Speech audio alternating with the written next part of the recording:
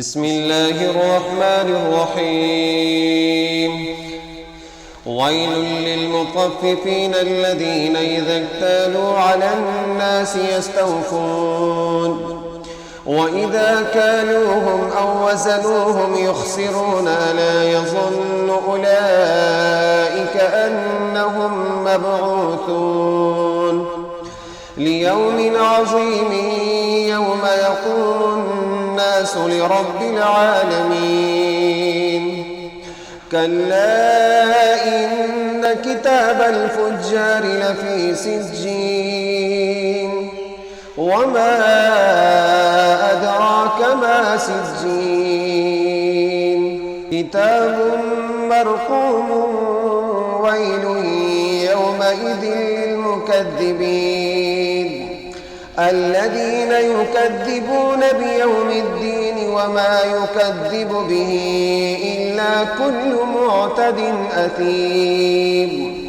إذا تتلى عليه آياتنا قال أساطير الأولين كلا بل ران على قلوبهم ما كانوا يكسبون.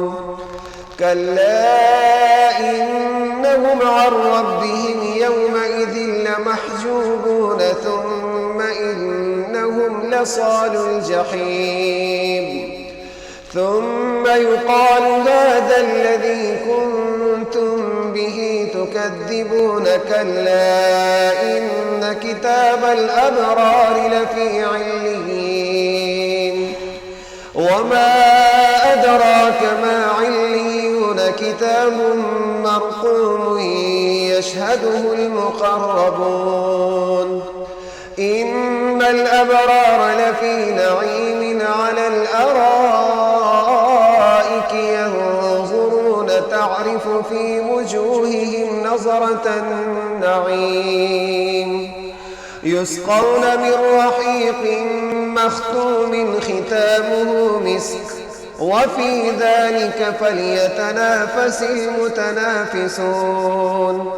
ومزاجه من تسنيم عينا يشرب بها المقربون. إن الذين أجرموا كانوا من الذين آمنوا يضحكون وإذا مروا بهم يتغامزون وإذا انقلبوا إلى أهلهم انقلبوا فكهين وإذا رأوهم قالوا إن هؤلاء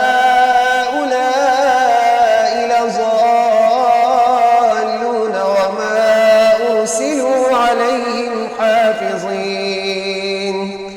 فاليوم الذين آمنوا من الكفار يضحكون على الأرائك ينظرون هل ثوب الكفار ما كانوا